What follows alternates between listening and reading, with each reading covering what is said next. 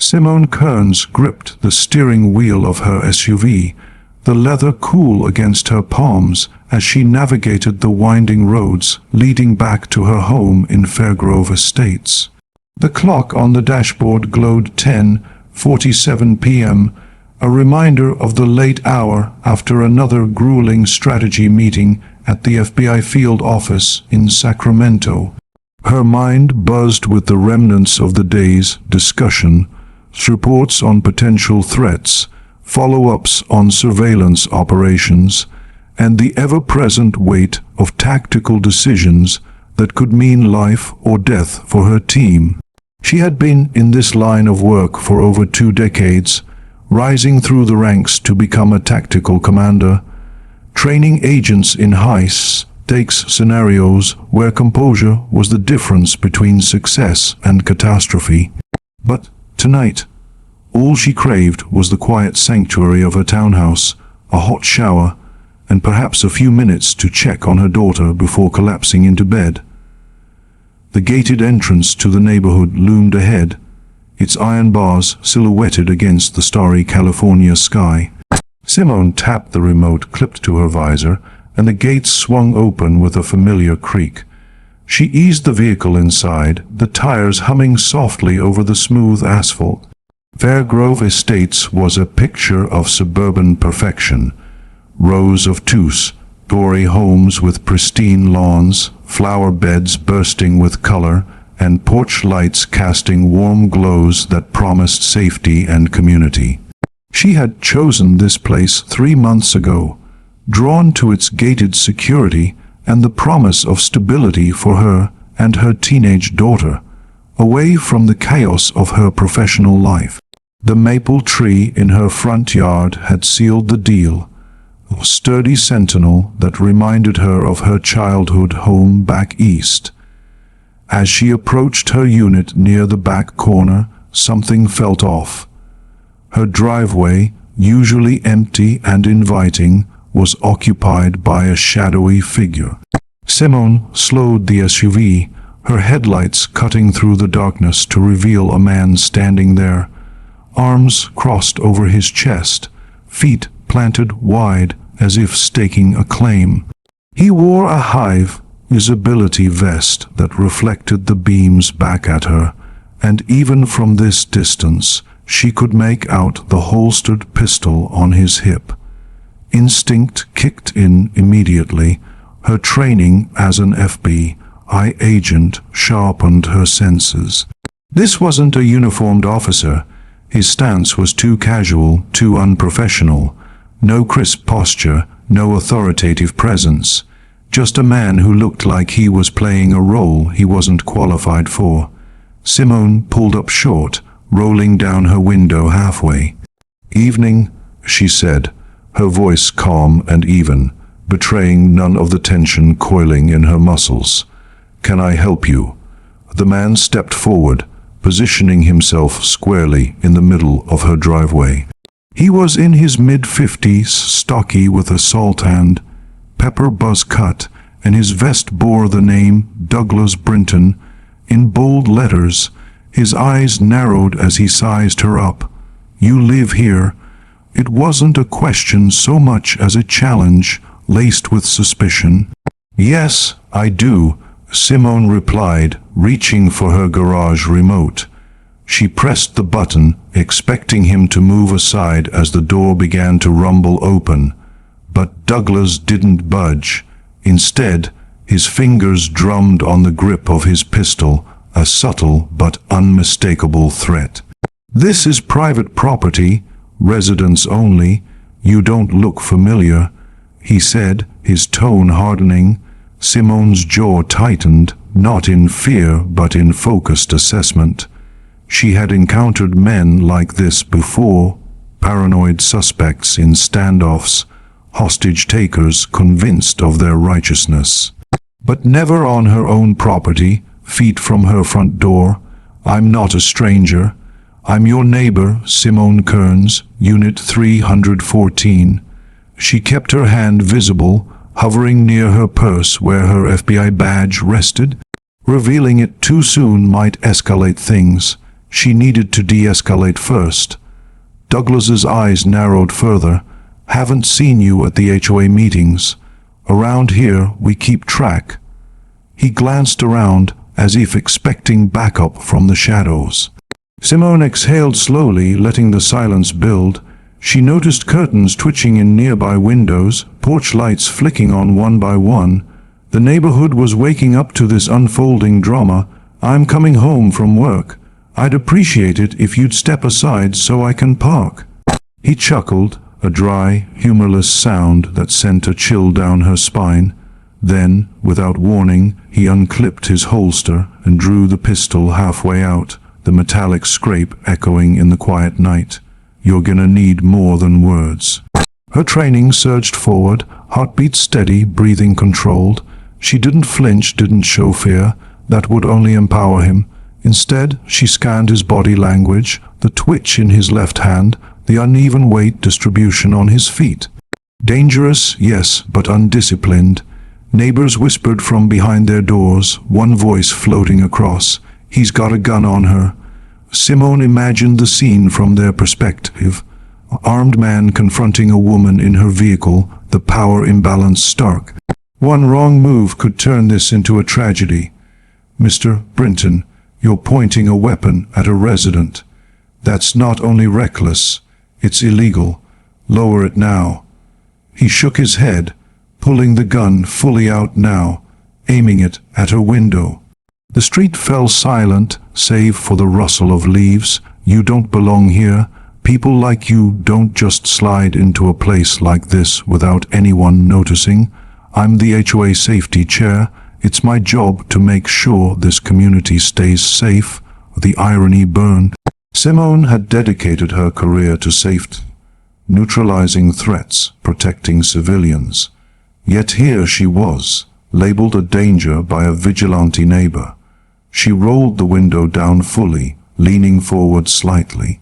Mr. Brinton, you're pointing a loaded gun at someone who lives here. Put it away, we can talk. His jaw flexed. Don't try to play me. I've been watching this block every night for 3 years. I know who belongs, and I've never seen your face. Her gaze locked on his unsteady hands, trigger finger too close for comfort. He was unpredictable, fueled by bravado masking insecurity. She raised her voice slightly, projecting for the gathering audience. My name is Simone Kerns, Unit 314.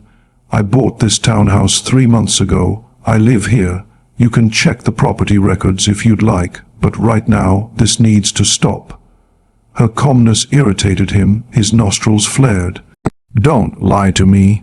You think you can just say a number and I'll believe it. You're not fooling anyone. A timid voice called from across the street. Doug, maybe she does live here. He snapped toward it, waving the gun slightly. Stay inside, Sharon. I've got this under control. The motion made Simone tense. A weapon swinging wildly in a residential area was a recipe for disaster. Eyes on me, Douglas. You're scattering that weapon all over the block. Do you realize how reckless that is? You could have just aimed at your own neighbor's child without knowing it.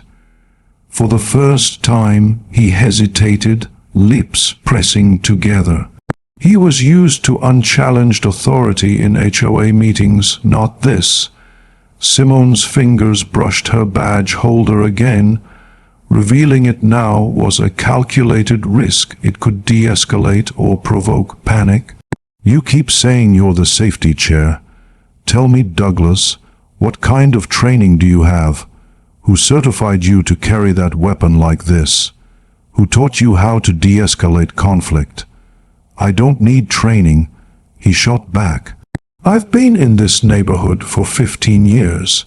I know what kind of people don't belong. I don't need a degree to see through lies. She let the silence hang. You've lived here 15 years and convinced yourself you're a one-man police force, but the truth is, you're waving a gun in front of families you claim to protect. Ask yourself, what happens if your finger slips? His face reddened. "Don't turn this on me. You're the one sneaking into a place you don't belong."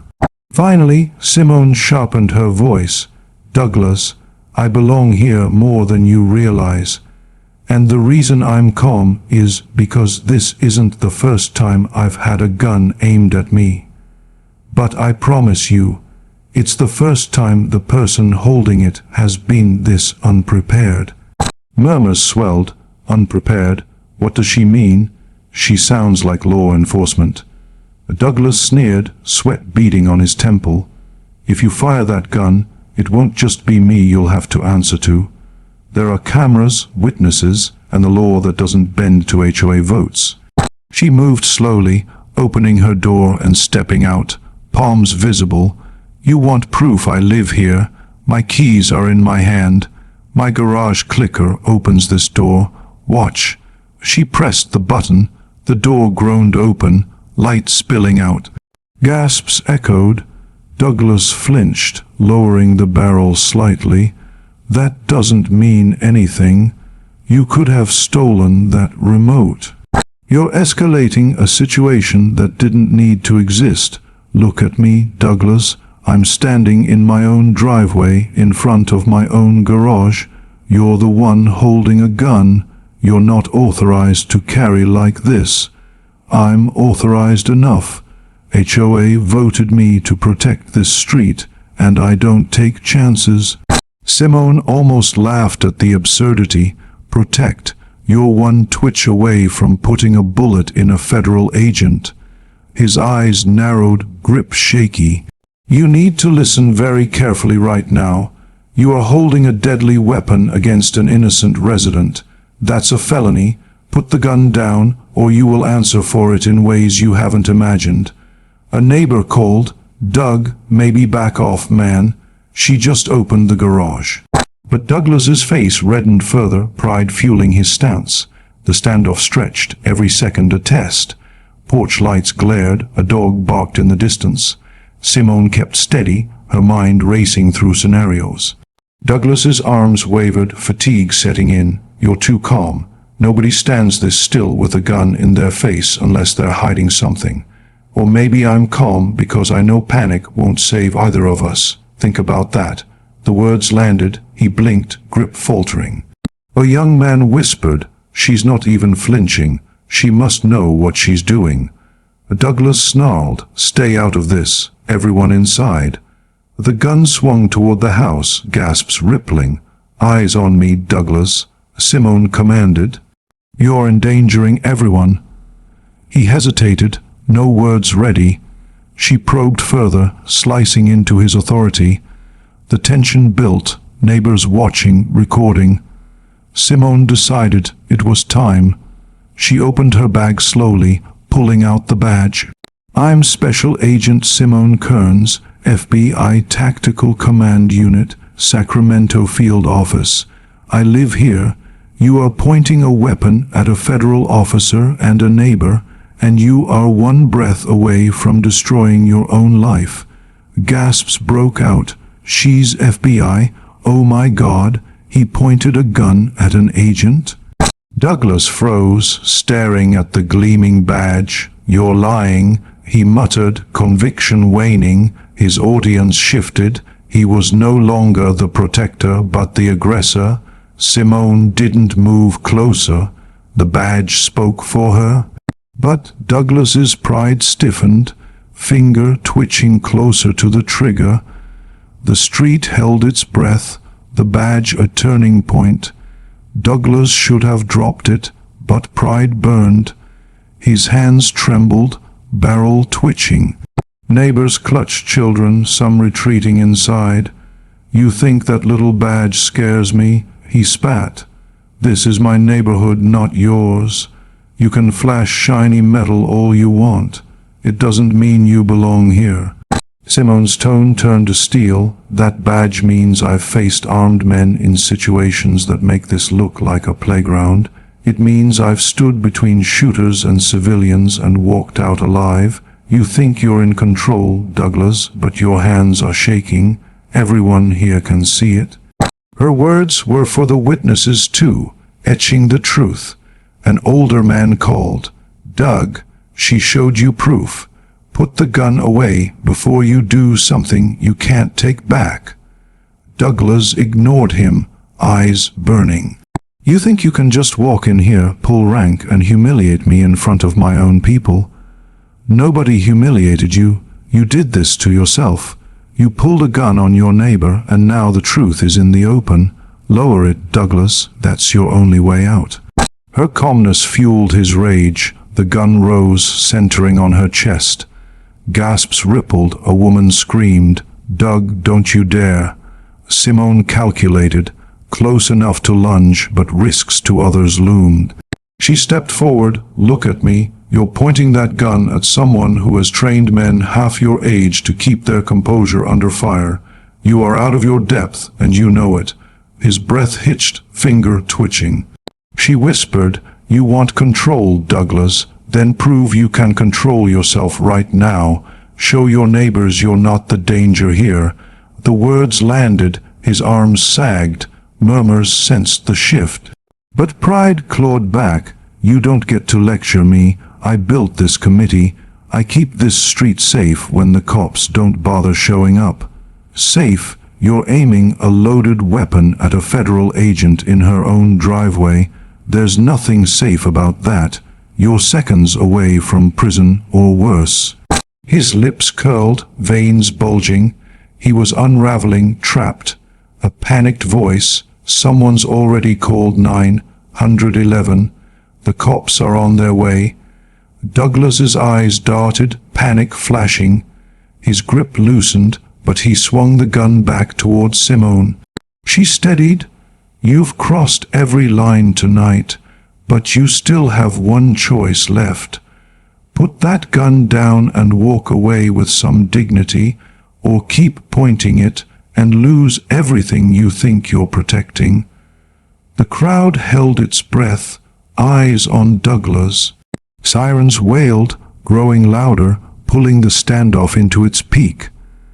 The sirens pierced the night like a warning, red and blue lights spilling across the houses, turning the quiet cul-de-sac into a pulsating scene of urgency.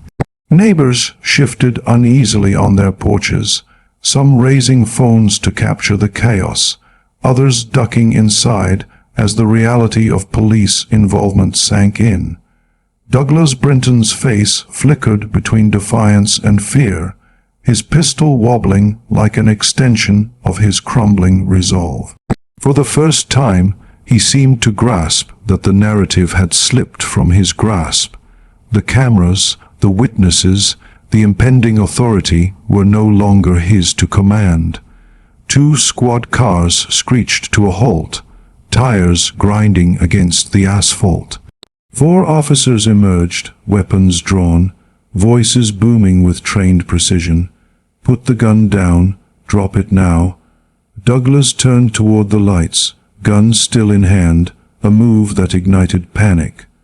Children screamed from nearby homes. A neighbor shouted, "He's going to shoot." The officers tensed, fingers hovering near triggers. "Don't you dare point that at them," Simone interjected, her voice cutting through the din, commanding, not desperate. She lifted her badge higher, ensuring the officers saw it clearly. "FBI Tactical Command.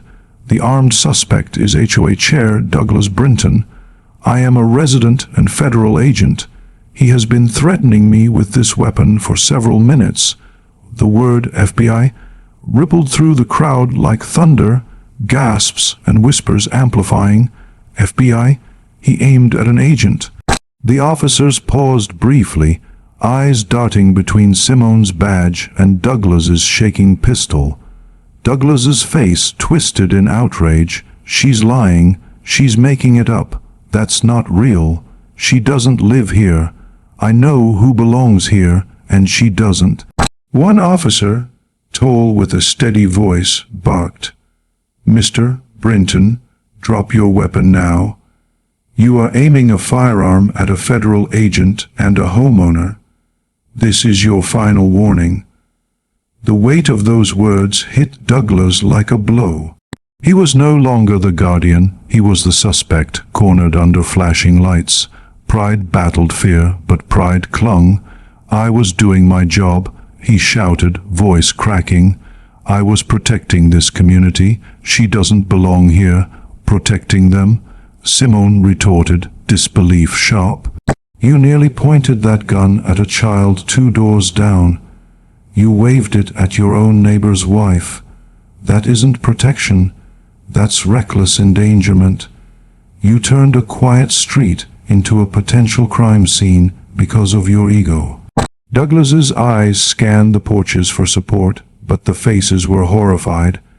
A woman whispered, he almost killed her.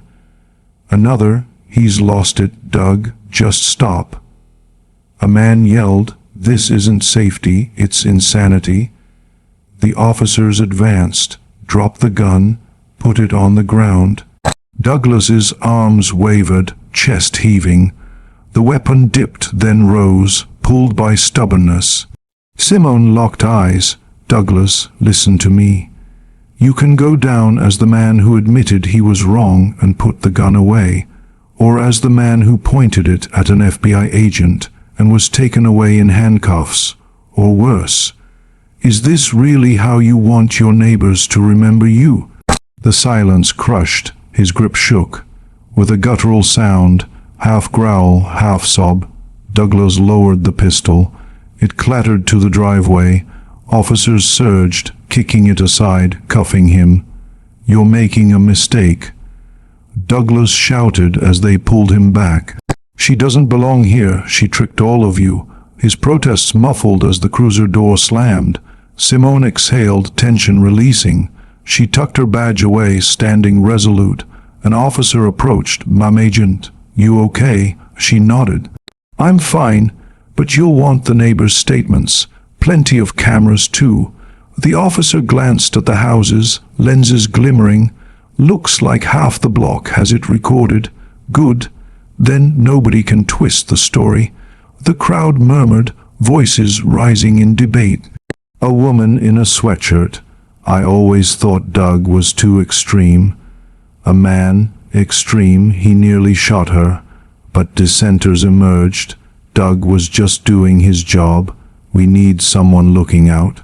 The sergeant snapped toward the voice, but Simone spoke. Someone looking out doesn't mean someone with a gun and no training. That's not security, that's intimidation.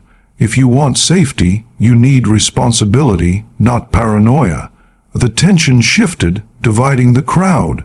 Officers collected phones and statements. The sergeant to Simone, will log the weapon, run his permit, notify the DA.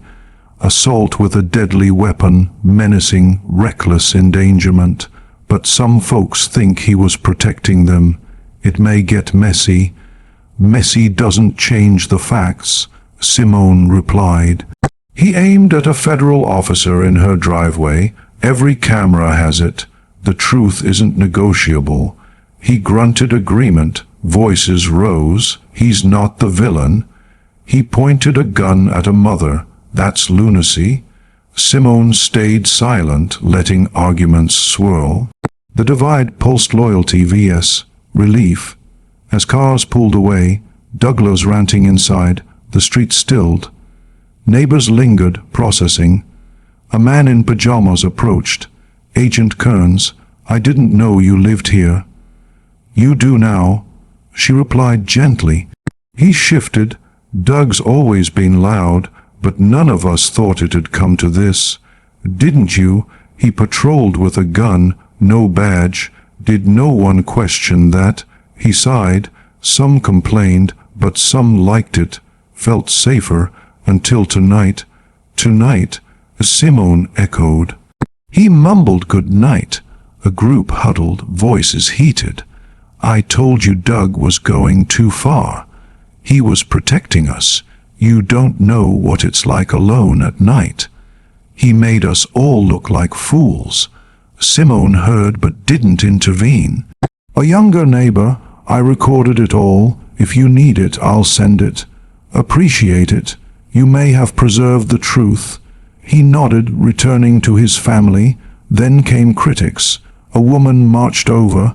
"If you really lived here, people would have seen you more." Doug had reason to be suspicious. "Ma'am, I work 12-hour shifts for the FBI. I come home late, leave early, spend time with my daughter. I didn't realize barbecues were the litmus test for belonging." The woman glared, retreating. A man muttered, "She's right." Doug went too far. The street thinned, lights off, curtains closed. Neighbors retreated, some apologizing, others angry. Alone under her garage light, Simone's phone buzzed. A colleague heard what happened. "You good?" "Safe, shaken but safe." She stared at Douglas's spot, adrenaline draining. For years, she'd trained agents on composure. Tonight, it saved her in her driveway. She locked up, leaning against the door, breathing measured. Tomorrow, reports, fallout. But tonight, silence of a neighborhood reckoning. Her mind replayed the gun, the badge, the sirens. She thought of her daughter, unaware. The choice not to escalate saved lives, but the deeper battle, what neighbors would learn. As night deepened, whispers continued in homes, debates, reflections. Some defended Douglas out of fear, others saw the truth. Simone knew change couldn't be forced, it had to be lived. But in this one night, a lesson emerged: safety from restraint, not paranoia. The cul-de-sac, once bathed in the harsh glow of emergency lights, now settled into an uneasy quiet as the last patrol car vanished around the corner. The air still hummed with the residue of chaos, the faint scent of burnt rubber from screeching tires, the distant echo of sirens fading into the night. Neighbors lingered in small clusters, their faces illuminated by porch lights and phone screens, replaying videos of the standoff that had unfolded mere minutes ago. Simone Kerns stood near her SUV, arms crossed, her posture a pillar of composure amid the swirling emotions. The adrenaline that had sustained her through the confrontation ebbed, leaving a heavy fatigue in its wake. But her mind remained sharp, processing the night's events with the precision honed from years in the field. She watched as the crowd fragmented into factions, some huddled in supportive knots, murmuring defenses of Douglas. Others stood apart, shaking their heads in disbelief. The divide was palpable, a rift torn open by one man's actions and exposed under the scrutiny of flashing lights and recording devices. Simone didn't insert herself into the debates. She knew words spoken in the heat of the moment could inflame rather than heal. Instead, she observed, cataloging faces and reactions. The way a woman's hands trembled as she recounted the gun waving toward her home, or how a man's voice rose in indignation, insisting Douglas had been a hero until tonight. A sergeant lingered briefly, flipping through his notepad under a street lamp. "Agent Kerns will need your formal statement at the station soon, but given the circumstances, it can wait until morning. Get some rest." She nodded. "Understood. And the weapon, confiscated. Permit checks out, but his actions void any legitimacy. DA will review the footage. Assault on a federal officer is no small charge." As he departed, a wave of neighbors approached hesitantly, drawn by curiosity or conscience. An older couple, their faces lined with worry, stepped forward first. "We saw it all from our window," the woman said, her voice quivering. "That gun. He swung it so wildly. Thank God you stayed calm." Simone offered a small smile. "Calm is what I train for, but thank you. It means a lot that you were watching." The man nodded vigorously. "We've lived here 20 years. Doug always seemed overzealous, patrolling at odd hours, questioning deliveries. We should have said something sooner. Should-haves are easy in hindsight." Simone replied gently, "What's important is what we do now." They shuffled away, replaced by a young family, the mother clutching a toddler who stared wide-eyed. "I recorded from the start." the father said, holding up his phone. "The whole thing is threats. Your badge, if it helps." "It will," Simone assured him. "Evidence like that ensures the story stays true." As they retreated, the critics emerged, emboldened by the absence of uniforms. A burly man in a hoodie strode up, arms folded. "Doug was looking out for us. This neighborhood's changed. Strangers coming and going. He had every right to question you." "Question, yes," Simone countered evenly. "But drawing a gun on a resident, that's not vigilance, that's violation." He scoffed. "You flash a badge, and suddenly he's the bad guy." Some of us appreciated his patrols. "Appreciation doesn't justify endangerment," she said, her tone firm but not accusatory. He nearly turned this street into a graveyard because of assumptions. The man muttered something under his breath and walked off, joining a group where voices rose in heated exchange. She provoked him. Provoked. She was parking her car. Simone's phone vibrated. A text from her daughter. "Mom, everything okay?" Heard sirens from friend's house. She typed quickly, "All good, sweetie. Just neighborhood drama. See you soon." The lie stung, but shielding her child from the night's terror was instinctual.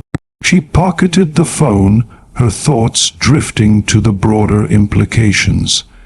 This wasn't just about her survival. It was a microcosm of larger societal fractures. Fear masquerading as protection, pride blinding judgment. In her FBI role, she had mediated countless crises, teaching agents to see beyond surface threats to the human elements beneath. Tonight, Douglas had embodied the peril of unchecked authority, a civilian wielding power without accountability. More neighbors approached, a mix of apologies and questions. A woman in her 40s, eyes red-rimmed, "I'm so sorry, I voted for him as safety chair. Thought it was harmless, but seeing that gun pointed at you, it could have been me. It could have been anyone," Simone agreed. "That's the point.